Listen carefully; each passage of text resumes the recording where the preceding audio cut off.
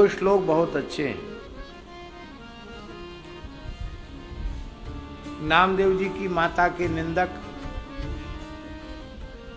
जो नामदेव जी के जन्म के पहले उनकी निंदा कर रहे थे, बाद में सब के सब शरणागत हुए। भगवान के भक्त कभी भी निंदा योग्य कर्म नहीं करते, करना भी नहीं चाहिए। पर अकारण यदि कोई उनकी निंदा करता है तो वे कभी रुष्ट नहीं होते, नाराज नहीं, प्रसन्न ही होते।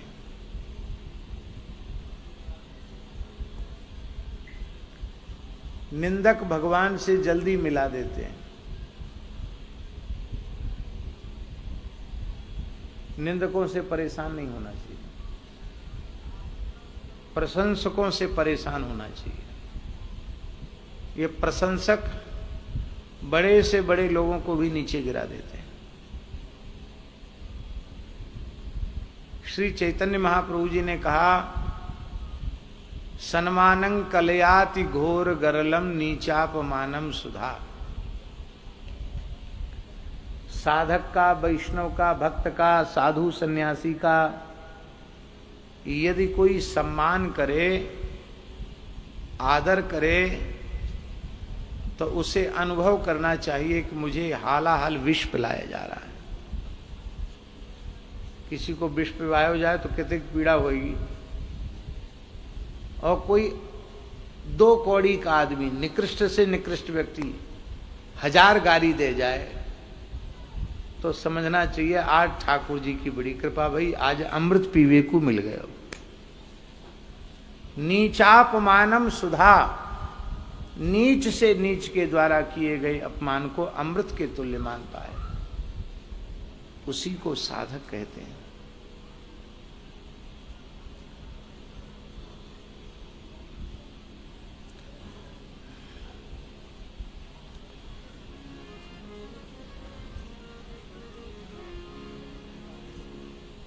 भगवान की सृष्टि में 2 की सृष्टि पूर्ण सफल सृष्टि है।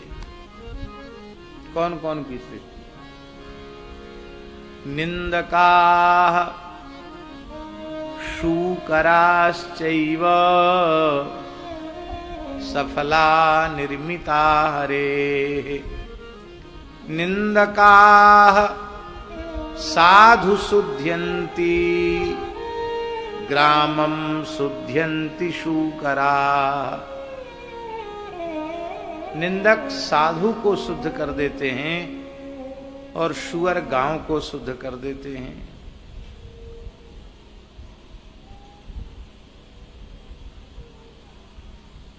दूसरा नीतिकारों का एक श्लोक और प्रसिद्ध है, लोके गरीयसी माता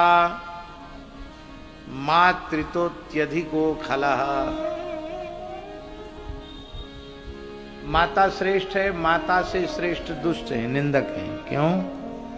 माता पुनाति हस्ताभ्याम, माता अपने बच्चे का मलमूत्र हाथ से धोती है।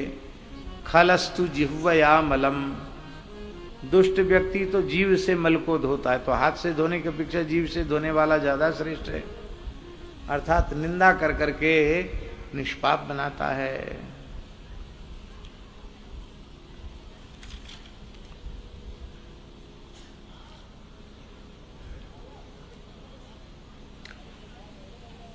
होनहार बिरवान के होत चीकने पात। श्री नामदेव जी जैसे ही सुधि आई इनको, तो आप खेल खिलौने में भी भगवत लीला का ही खेल खेलते थे। अपने नाना जी को ठाकुर जी की सेवा करते हुए देखते तो आप भी सेवा पूजा का खेल खेलते थे। किसी लकड़ी को, किसी पत्थर को ही भगवान मान करके विराजमान कर लेते, उसी को कपड़ा पहनाते, उसी को स्नान कराते, भोग लगाते, और कहीं से बैल की, बछड़े की गले की घंटी ले आए थे, उसी घंटी को बजा करके नेत्र बंद करके ध्यान करते और ये सब करके उनको बहुत आनंद होता था, बहुत सुख हो जाता था। भोले भाले नामदेव जी के हृदय में भगवान अपने मधुराति मधुर स्वरूप को प्रकट कर देते थे। उस भगवान के स्वरूप का हृदय में दर्शन करके उनके शरीर में अष्ट सात्विक भाव प्रकट हो जाते थे। प्रेम के कारण श्री नामदेव जी के नेत्रों से प्रेमाश्रुधार बहने लग जाती थी और वे बार बार अपने नाना जी से कहते थे, नामदेव जी बार बार कहें नामदेव बामदेव जूसो, देवो मोहि सेवा माझ अति ही सुहावही। आप हमको पुजारी कब बनाएंगे, आप हमको पुजारी कब बनाएंगे, आप हमको पुजारी कब बनाएंगे। तो नाना जी कहते कि भाई अभी तो हम सेवा पूजा कर ही रहे हैं, हम कहीं बाहर गांव जाएंगे, दूसरे गांव को जाएंगे तो तुम्हारी माता तो घर के काम में लगी रहती है, पूजा तो तुमको ही करनी है, इसलिए जब हम बाहर जाएंगे तब तुम पूजा करना। तो नामदेव जी दिन में 10 बार पूछते, नाना जी आप गए नहीं, आपको बाहर जाना था ना दूसरे गांव, आप गए नहीं गांव। एक दिन वह दिन आ गया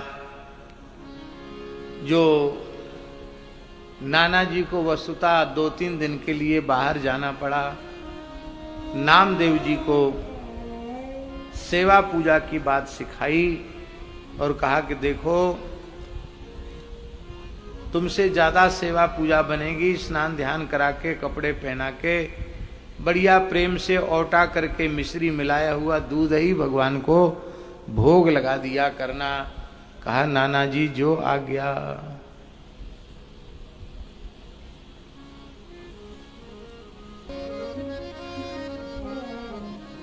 आप श्रवण कर चुके हैं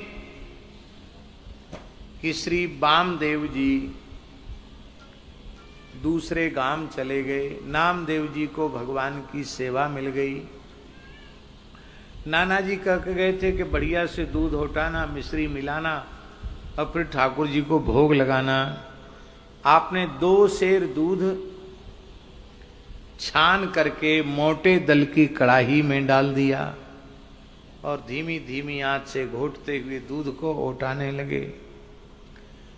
दूध ओटाते ओटाते नामदेव जी के मन में भाव जगता कि हम बढ़िया दूध ओटा रहे हैं, अधोटा दूध रहेगा, मिश्री रहेगी, मीठा दूध होगा, तुलसी दल पधराएंगे, घंटी बजाएंगे, अर्घा चलाएंगे, घुमाएंगे, आचमन कराएंगे और ठाकुर जी दूध पिएंगे तो पीते पीते मुस्कुराकर हमारी ओर देखेंगे, कहेंगे वाह रे नामा तेने कैसो सुंदर दूध ओटायो है, कितनो मीठो दूध है। अथवा कहेंगे कि आज तो तेने मिश्री नेकात कम डारी है और नेक मिश्री डाल दियो करो। कभी कहेंगे कि या में नेक थोड़ो केसर और छोड़ दियो करो। कभी कहेंगे कि या में नेक इलायची को चूरन इलायची पीस के डाल दियो करो। ऐसे मन में भाव करते हैं।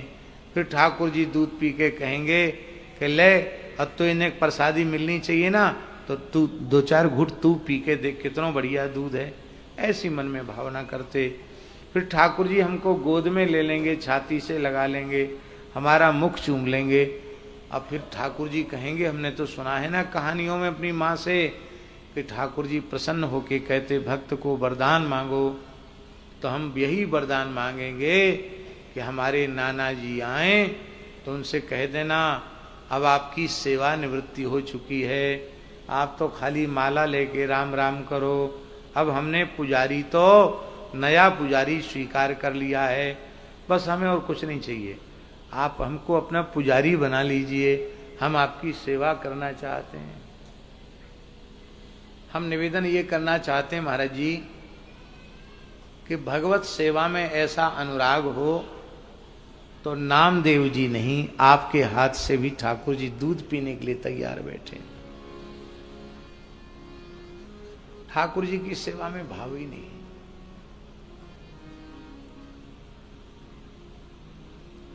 घरों में लोग ठाकुर सेवा तो पधरा लेते हैं, लेकिन सबसे अधिक उपेक्षा कई बार ठाकुर जी की होती है। और कहीं ठाकुर जी वाले घर में ब्याह बारात का समय और आ जाए, फिर तो सब अपनी अपनी धुन में मस्त। ठाकुर जी को तो नहाए कि नहीं नहाए, 2 बतासा दिए कि नहीं दिए पता नहीं। और जिस बालक को कह दिया जाता कि आज तुमको ही सेवा करनी है, या जिस बच्ची को मन में उसका भी है सब आमोद प्रमोद में जाने का, तो ठाकुर जी को जल्दी जल्दी नहवाया धुलाया, आड़ी टेढ़ी पोशाक पहनाई, थोड़ी घी चीनी धर दिया, ले खाने हो खाओ, नहीं खाने हो मत खाओ, है चाहे चैंटी लगे भगवान को चाहे चैंटा लगे। घर में ठाकुर जी को किसी ने जगाया कि नहीं जगाया, सुलाया कि नहीं सुलाया। भैया ऐसी उपेक्षा करना हो तो घर में कभी ठाकुर जी मत पधराना। घर में ठाकुर जी पधराओ तो वे घर के मालिक हैं, उनका पूरा ध्यान रखो, हर उत्सव में उनकी प्रधानता रखो। घर में सबके लिए ब्याह काज में वस्त्र बनते हैं, ठाकुर जी की सुंदर पोशाक बनवाओ, नया मुकुट बनवाओ। मंडप में सबसे पहले ठाकुर जी आवें, यदि दुल्हा का परिछन हो तो ठाकुर जी आवें, और मंडप में हो तो ठाकुर जी आवें। हर उत्सव में ठाकुर जी की प्रधानता रखकर आप अपने घर के लौकिक उत्सव को अलौकिक बना सकते हैं।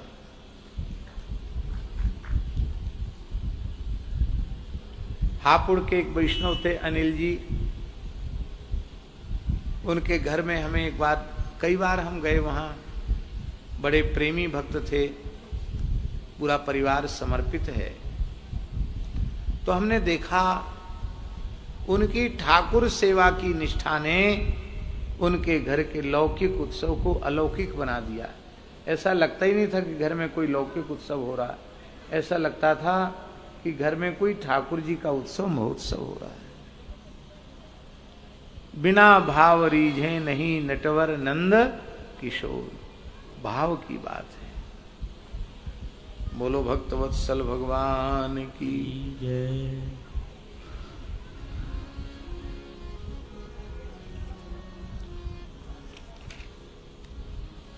तो नामदेव जी क्या कहते? नामदेव जी कहते कि मैया मैं बड़े प्रेम ते ठाकुर जी के ताई दूधे ओटाए रहे हूं, और तू बार बार बुलाए के विक्षेप क्यों कर रही है?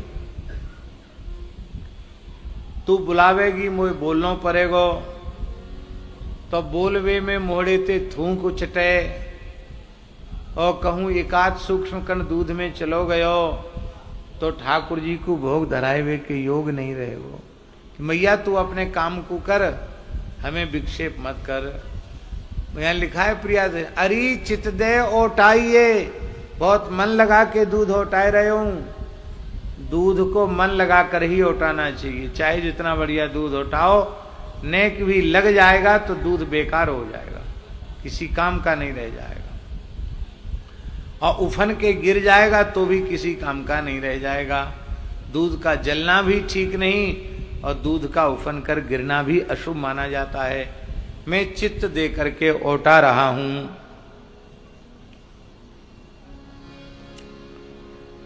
तो मैया अपने काम में लगी रही।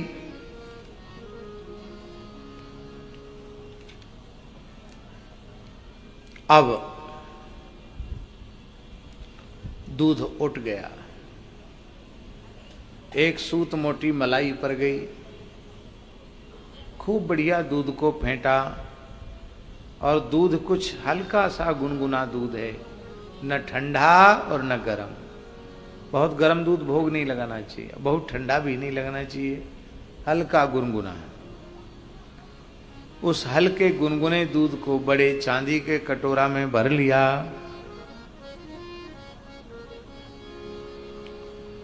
और लेकर के चले।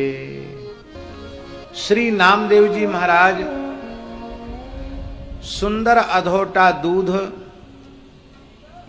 अच्छी प्रकार से औटाकर सुंदर कटोरा में भरकर मिश्री मिलाकर इलायची मिलाकर थोड़ा केसर डाल करके बड़े प्रेम से दूध को लेके आए। नामदेव जी महाराज जब दूध का कटोरा लेकर भगवान के निकट पहुंचे तो बालक नामदेव जी के भाव पर रीझ गए। श्री पंडरीनाथ भगवान, घर के ठाकुर जी रीझ गए। हम नामदेव जी के घर के ठाकुर जी का दर्शन करके आए। पंढरपुर में आज भी उनके घर में विराजमान है। भगवान के श्री विग्रह में ही भगवान का दिव्य स्वरूप प्रकट हो गया और भावुक भक्तों के लिए भगवान प्रकट हो जाते हैं। प्रहलाद श्री नामदेव जी को दूध का कटोरा हाथ में लेके लिए देख करके ठाकुर जी मुस्कुरा गए। इस मुस्कुराहट का प्रियादास जी वर्णन कर रहे हैं। लगता करोड़ों करोड़ों शारदीय पूर्ण चंद्र की चंद्रिका का प्रकाश हो गया। जैसे शारदीय पूर्ण चंद्र का दर्शन करके आह्लाद होता है, ऐसे ही करोड़ों गुना अनंत गुना आह्लाद प्रकट हो गया। या की नेक हसन में ठाकुर जी की मुस्कान के इतने भाव हैं, रसिकों के इतने पद हैं कि कोई उसका पारावार नहीं है।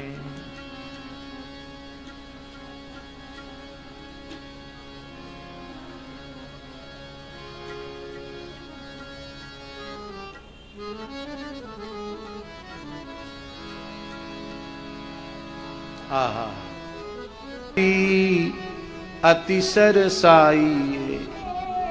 श्री ठाकुर जी ने नामदेव जी के भाव पर रीझ करके उनको अपनी मधुराति मधुर मंद मुस्कान तिरछी चितवन का दर्शन करा दिया। वे तो एकदम व्याकुल हो गए। कटोरा पधराया, तुलसी दल पधराई, गरुड़ घंटी बजाई, आचमन कराया, पर्दा लगाया और थोड़ी सांस रोककर आंख मूंद कर कहा, P low P low P low P low प्रभु, पी लो पी लो, बहुत सुंदर दूध है, पी लो प्रभु, P low P low P low. और कोई मंत्र वंत्र तो जानते नहीं कि नाभ्या आसी दंतरिक्ष गुम करें। बस भोले भाले 5 वर्ष के बालक नामदेव जी ठाकुर जी से प्रार्थना कर रहे हैं। और इसके बाद जैसे ही पर्दा खोला तो रोने लग गए। प्रभु ये क्या बात है, आप नाराज हो क्या? आपने तो बिल्कुल भी नहीं पिया, ज्यों का त्यों दूध रखा हुआ है। प्रभु पी लीजिए, नहीं तो आप दुबले हो जाएंगे। फिर मेरे नाना जी आएंगे, आपको कमजोर देखेंगे तो हमसे पूछें, क्यों रे नामा, तेने ठाकुर जी ये दूध नहीं पिवायो? मैं झूठ बोलूं नहीं, और झूठ बोलूंगा तो झूठ छिपेगी नहीं, क्योंकि आप कमजोर हो जाओगे। इसलिए प्रभु दूध पी लो, नहीं पियोगे तो तुम नहीं पियोगे तो हम भी नहीं पिएंगे। इस प्रकार से नामदेव जी भगवान को दूध का भोग लगाते।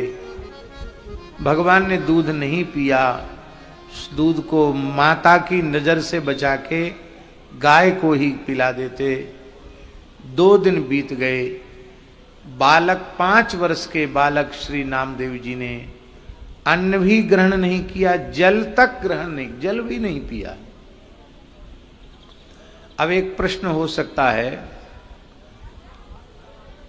कि माता ने भला 5 वर्ष के बालक को माता को पूछना चाहिए ना कि तुमने कुछ खाया पिया क्यों नहीं? अच्छे अच्छे निर्जल व्रत करते हैं तो उनकी हालत खराब हो जाती है। भैया इतनी आवाज कैसे हो रही है?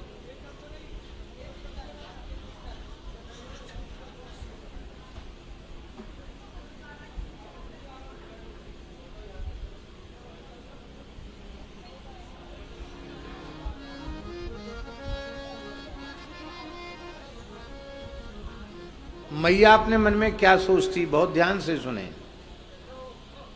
इसलिए मैया ने नहीं पूछा नामदेव जी की मैया ने कि छोटा सा बालक ही तो है, और 2 सेर दूध ओटा के 1 सेर बना दिया। और नाना जी तो रोज प्रसादी देते थे, इसने तो 1 बूंद भी प्रसादी नहीं दिया। इसका मतलब है ये सबरा दूध खुद ही पी जाता। तो भैया ऐसो मलाईदार अधोटा दूध पीवेगो तो भूख प्यास काहे को लगेगी। तो मैया इसी धोखे में कि नामदेव जी ने बढ़िया दूध पी लिया होगा, लगने लग गया। ऐसी उनके जीवन की घटना है। तो माता जो गुणीबाई थी, उन्होंने यही समझा कि प्रसाद तो किसी को देता नहीं है भोग लगा के, तो दूध आखिर 1-1.5 सेर दूध पीने पे काहे को भूख लगेगी। नहीं खाता है, कोई बात नहीं, बालक है, जब भूख लगेगी तो मांग के खा लेगा।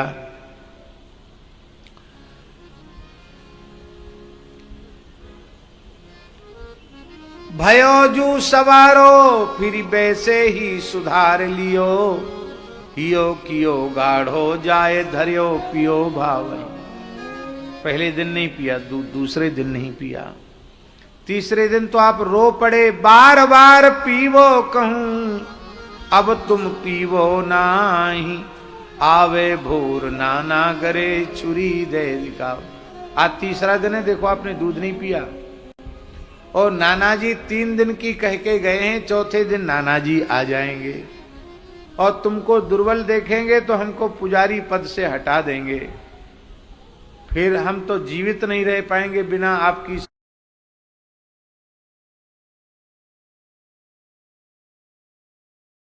दूध का चिन्ह ठाकुर जी के अधर के ऊपर बन गया, ऐसे मूछ जैसी बन जाती ना, छोटे बच्चे दूध पीते हैं, ठाकुर जी के यहाँ दूध बन गया, यहाँ दूध बन गया। नामदेव जी बड़े प्रसन्न हो रहे हैं। जब देखा नामदेव जी ने कि ये तो पूरे ही कटोरा खाली करने जा रहे हैं, तब नामदेव जी ने ठाकुर जी का हाथ पकड़ लिया। बस बस प्रभु, आप इतना मत पियो, हमको भी, हम पुजारी हैं, थोड़ी प्रसादी हमको भी छोड़ो। हाँ, आप अकेले थोड़ी 3 दिन से भूखे प्यासे रहे, हम भी तो भूखे प्यासे हैं। आप सब दूध पी जाएंगे, थोड़ा सा प्रसाद हमारे सदा पावही। नाना जी भोग लगा के हमको रोज दूध देते थे, तब जब नाना जी पुजारी थे, अब मैं पुजारी बना और हमको ही दूध न मिले। महाराज पुजारी कोई दूध न मिले, ये तो ठीक नहीं है, थोड़ा दूध तो देना पड़ेगा। श्री ठाकुर जी ने प्रेम से अपने हाथ से नामदेव जी को दूध पिलाया। नामदेव जी का जीवन धन्य हो गया। हम लोग तो रोज दूध भोग लगाते, कभी ठाकुर जी गिलास खाली नहीं करते हैं, क्योंकि केवल भोग लगाने की क्रिया मात्र करते हैं, हमारे हृदय में भाव नहीं रहता। नामदेव जी के जैसा भाव हो तो जरूर ठाकुर जी दूध पिएंगे।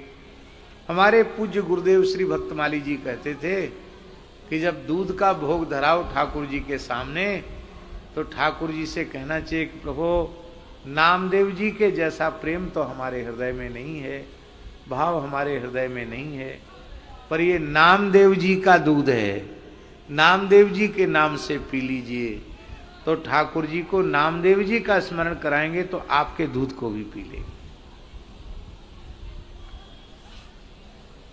कंदमूल फल का, बेरों का भोग लगाओ तो सबरी की याद दिलाओ, साग भाजी का भोग लगाओ तो बिदुर जी की याद दिलाओ, केले का भोग लगाओ तो बिदुरानी की याद दिलाओ, 56 भोग धराओ तो गिरिराज जी की याद दिलाओ। प्रेमी भक्तों की, मिथिला की ज्योनार की याद दिलाओ। मिथिलानियों जैसा प्रेम तो हमारे में नहीं है, पर ये मिथिला की ज्योनार है, ये गिरिराज जी की भोग सामग्री है, ये ब्रजवासियों के द्वारा दी गई भोग सामग्री है। ब्रजवासियों जैसा प्रेम हमारे में नहीं है, और आप ब्रजवासियों के नाम से इसको ग्रहण